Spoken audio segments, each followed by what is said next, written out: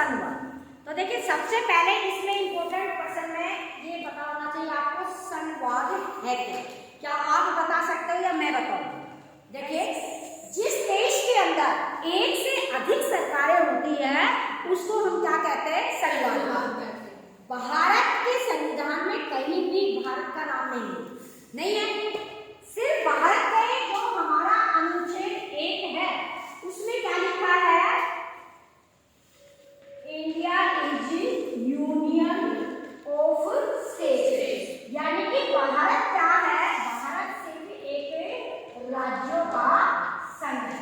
राज्यों का संघ का मतलब क्या है? कि भारत की कोई ऐसी सरकार नहीं रहेगी जो तानाशाह बन सके। भारत के अंदर एक सरकार रहेगी, वो सरकार किसकी रहेगी? केंद्र सरकार, ठीक है। बाकी दूसरे नंबर पे सरकार रहेगी वो किसकी रहेगी? राज्यों की सरकार रहेगी। जब भारत आजाद हुआ तो भारत के अंदर क्या था? 2 स्तर का शासन था। ये बहुत जरूरी है, ये पूछा जाता है भारत में शासन के कितने स्तर हैं? पहले 2 थे, लेकिन अब 2 नहीं करना आपने, क्योंकि अब हमारे पास 3 है। वो हमने क्या बना दिया? पंचायती राज अधिनियम जो बना दिया, जिसमें आपके प्रत्येक गांव की पंचायत समिति को जिला है ना। तो क्या है? संघवाद भारत में एक सफल पूर्ण रूप से क्या है? संघवाद है। क्यों? क्योंकि एक केंद्र सरकार है, 28 राज्यों के पास अपनी सरकारें होती है, 2 केंद्र शासित प्रदेशों के पास अपनी सरकारें हैं, और जितनी भी ग्राम पंचायतें हैं उन सब में क्या है? पंचायत। तो इसलिए भारत क्या है? संघवाद है। इसी अवस्था को संघवाद कहा जाता है। एकात्मक सरकार बेटा वो होती है जहां पे पूरी शक्तियां, चाहे कार्यपालिका है, चाहे न्यायपालिका है, चाहे विधानपालिका, सारी शक्ति एक व्यक्ति में निहित होती है। एकात्मकता का उदाहरण है यहाँ पे किसको दे सकते हैं? चीन का दे सकते हैं। एकात्मक शासन है वो कहाँ पे चलता है? ब्रिटेन में भी चलता है। ब्रिटेन में भी एकात्मक शासन चलता है, ठीक है। दुनिया के कुछ देश ऐसे होते हैं जहाँ पे पावर ज्यादा होती है, एक जगह होती है, एक ही सरकार का स्वरूप होता है, लेकिन भारत में सरकार क्यों? क्योंकि भारत में हमें इकेली नागरिकता है। जब तो हम एकात्मक बन जाते हैं, क्योंकि हमें सिर्फ भारत की नागरिकता मिलती है, ना कि हरियाणा की नागरिकता मिलती है। किसकी नागरिकता मिलती है? भारत की नागरिकता मिलती है ना। जैसे हम बात करते हैं अमेरिका की, तो अमेरिका में पहले व्यक्ति को उस राज्य की नागरिकता मिलती है, फिर यूएसए की नागरिकता मिलती है। लेकिन भारत में क्या है? एकात्मक नागरिकता है, लेकिन हम शासन के आधार पर हम पूर्ण रूप से क्या है? संघात्मक है। शक्तियों का बंटवारा। शक्तियों का बंटवारे का मतलब क्या है बेटा? हमारे देश के अंदर केंद्र सरकार को क्या काम करना है, इसकी पावर क्या है, ठीक है ना। केंद्र सरकार की पावर को अलग से संविधान में लिखा गया है और वो केंद्र सूची बनाई गई है। आप यही पे समझ लीजिए, इसकी जितनी भी पावर है उसको हम किसमें लिखा है? केंद्रीय सूची में डाल दिया। और केंद्रीय सूची में वो विषय है जो नेशनल इंटरेस्ट यानी कि राष्ट्रीय हित के क्या होते हैं? विषय होते हैं, ठीक है। अब मैं आपको बता दूं केंद्रीय सूची में कितने विषय हैं, आपसे ये पूछा जाए। जब केंद्रीय सूची बनाई गई थी, जब 97 विषय है, वर्तमान समय में कितने हैं? 100 विषय। ये ध्यान रखना, क्योंकि एक जरूरत के अनुसार संविधान में संसद द्वारा संशोधन करके इन विषयों को एक सूची से दूसरी सूची में ट्रांसफर किया जा सकता है। तो अब कितने विषय हैं? अब 100 विषय। ये ध्यान रखना, यानी कि केंद्रीय या संघ सूची आपसे पूछा जाए कितने विषय वर्तमान समय में 100, और मूल रूप से जब ये सूची लागू की गई थी तो कितने थे? 97। नेक्स्ट देखिए राज्य सूची में कितने विषय हैं? पहले राज्य सूची में जो विषय थे वो कितने थे? 66। अब कितने हैं? 61। ये आपको ध्यान रखना, इनमें से 1% जरूर आएगा, इसको बिल्कुल नहीं भूलना है। और राज्य सूची में जितने भी विषय होते हैं उन पर कानून बनाने का अधिकार किसको होती है? राज्य की विधायिका को होता है। इस चीज का ध्यान रखना। केंद्र सूची में जो विषय है उन पर कानून बनाने का अधिकार किसको होता है? केंद्र सरकार को होता है, संसद कानून बनाएगी। राज्य सूची के विषयों पर कौन बनाएगी? राज्य सरकार विधायिका बनाएगी, और राज्य की अपने अपने राज्य की विधायिका बनाएगी। एक होती है कौन सी? समवर्ती सूची। समवर्ती सूची में वो विषय शामिल किए जाते हैं जो जितने राज्यों के लिए महत्वपूर्ण है उतने ही केंद्र सरकार के लिए भी महत्वपूर्ण है। उन पर क्या होता है? दोनों ही कानून बनाती है, संसद भी कानून बनाएगी और राज्य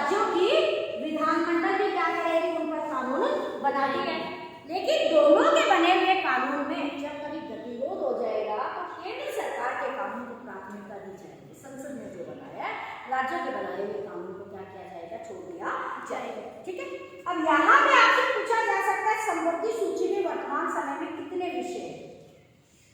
कितने विषय हैं? 52। पहले कितने थे?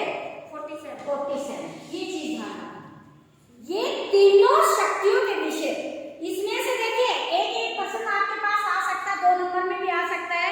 इन शक्तियों के कोई 2 विषय बताए, 2 विषय पूछे जा सकते हैं। ठीक है, और आपसे संख्या पूछी जा सकती है। इनको कानून बनाने का किसको अधिकार है, आपसे ये पूछा जा सकता है। क्योंकि मूल रूप से संघवाद की जब परिभाषा की जाती है, संघवाद को समझा जाता है, तो ये शक्तियों का विकेंद्रीकरण है। इस पे सबसे ज्यादा बल दिया जाता है, समझ गए ना। अब राज्य सूची में वो विषय रहेंगे जो राज्य से संबंधित ज्यादा महत्व रखते हैं। केंद्र सूची में वो विषय है जैसे पैसों का मामला है, विदेशी मामला है, विदेश नीति है ना, इस तरह के विषय है, वो केंद्र के पास रहेंगे। क्योंकि देश की मजबूती के लिए ऐसे विषय संसद के पास होना चाहिए, नहीं तो राज्य कभी भी मनमानी कर सकते हैं, सरकार को आके दिखा सकते हैं।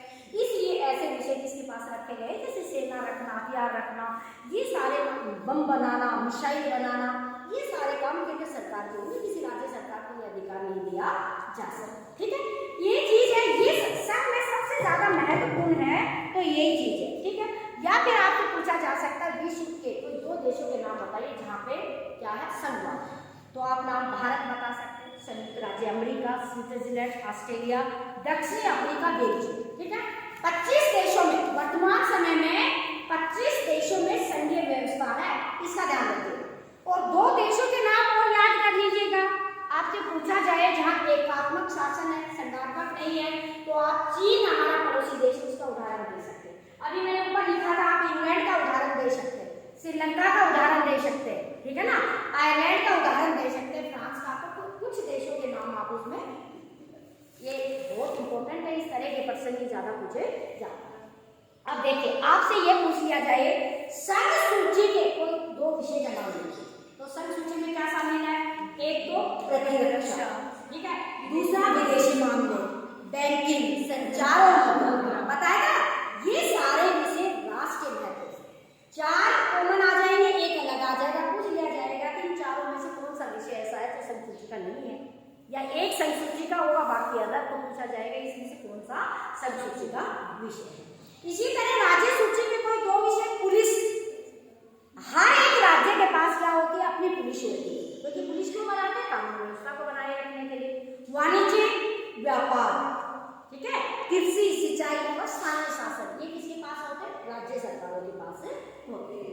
समवर्ती सूची में वो विषय आते हैं जिनका संबंध पूरे देश से भी होता है, जैसे शिक्षा, है ना, शिक्षा समवर्ती सूची का विषय है। आपसे पूछा जाएगा शिक्षा कौन सी बनाते हैं, तो हम जिसमें पढ़ते हैं वो समवर्ती सूची का विषय।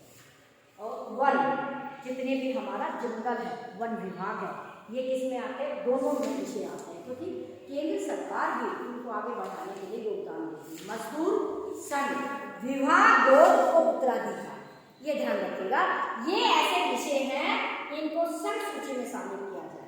ऐसे विषयों पर केंद्र भी कानून बना सकती है और राज्य सरकारें भी क्या कर सकती है, कानून बना सकती है। या एक आपसे पूछा जा सकता है, वर्तमान समय में भारत में कितने केंद्र शासित प्रदेश है, कितने राज्य? कोई गलत तो नहीं करो, बताइए कितने राज्य हैं? 28 राज्य हैं और केंद्र शासित प्रदेश 8। ठीक है, कितने केंद्र शासित प्रदेशों के पास मुख्यमंत्री है? 2 के पास, ठीक है ना, दिल्ली और पांडिचेरी, ठीक है, और बाकी के अंदर गवर्नर का क्या चलता है, शासन चलता है। मेरे ख्याल में इसमें आपको कोई दिक्कत नहीं आएगी। भाषा के आधार पर बताइए, पहला राज्य कौन सा बना था?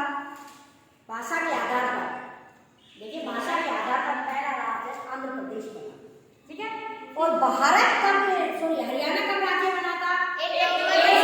1966। Very good. गठबंधन सरकार किसे कहते हैं? जब किसी एक दल को स्पष्ट बहुमत नहीं मिलता तो दूसरे दलों का सहयोग लेकर क्या बनाते हैं, सरकार बनाते हैं, तो उसको हम क्या कहते हैं, गठबंधन सरकार कहते हैं। कोई दिक्कत है? कोई दिक्कत नहीं है। Very good. अब बेटा इसके अंदर आपसे एक तो स्कूल के बारे में, कानून बनाने की प्रक्रिया के बारे में, ठीक है। एक आपसे जो प्रश्न पूछे जा सकते हैं, 73वां संविधान संशोधन, क्योंकि संघीय व्यवस्था को क्या करने के लिए, विस्तार देने के लिए 73वें संविधान संशोधन के द्वारा पंचायती राज व्यवस्था को क्या किया गया था, लागू किया गया था। तो इसमें देखिए मोटी मोटी विशेषता मैं आपको ये बता देती हूँ एक बार। पंचायती राज अधिनियम की विशेषता आ जाती है आपके पास में, ठीक है। या फिर ये क्वेश्चन ऐसे भी हो सकता है कि पंचायती राज अधिनियम है महिलाओं को किस तरह मजबूत बना रहा है, दो नंबर में पूछा जा सकता है। देखिए बेटा, पंचायती राज अधिनियम जो आपका है, पंचायती राज एक्ट क्या है, इसमें देखिए बेटा, एक तो ये निश्चित कर दिया कि हर एक गांव में प्रत्येक 5 वर्ष में क्या होगा, चुनाव। पहले ऐसा नहीं था, लेकिन जैसे ही ये कानून बना उससे हो गया कि प्रत्येक 5 वर्ष में सरकार के चुनाव होने क्या है, जरूरी, ठीक है। प्रत्येक गांव के पास अपनी क्या होगी, एक ग्राम सभा होगी। और क्या किया, अनुसूचित जाति, अनुसूचित जनजाति के लिए किसकी व्यवस्था है, आरक्षण कर दिया। सीटों का क्या कर दिया, आरक्षण कर दिया। इसमें क्या होगा कि जो लोग संख्या में कम हैं, अभी तक वंचित रहे हुए हैं, उनको भी सरकार में क्या मिलती है, भागीदारी मिलती है।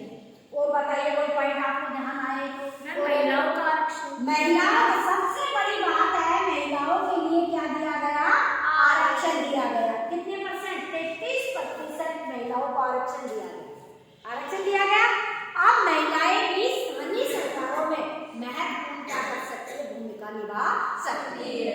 एक हम बात करते थे प्रत्यक्ष लोकतंत्र, आप पंचायती राज व्यवस्था लागू होने के बाद गांव के प्रत्येक व्यक्ति को मत देने का, ग्राम सभा में शामिल होने का, कोई भी व्यक्ति सरपंच और पंच के चुनाव में क्या कर सकता है, भागीदारी निभा सकता है। तो ये संघीय सरकार का क्या है, एक ऐसा उदाहरण है जो भारत जैसे बड़े देश में उसको क्या करता है, लागू करता है, ठीक है। तो इसमें ये पूछा जा सकता है। और बताइए तो कुछ आपको पूछना है संघ के बारे में, कोई ऐसा प्रश्न अटका हुआ जिसको नहीं समझ पा रहे हो, हैं, कर लो, चलिए ठीक है, कंप्लीट।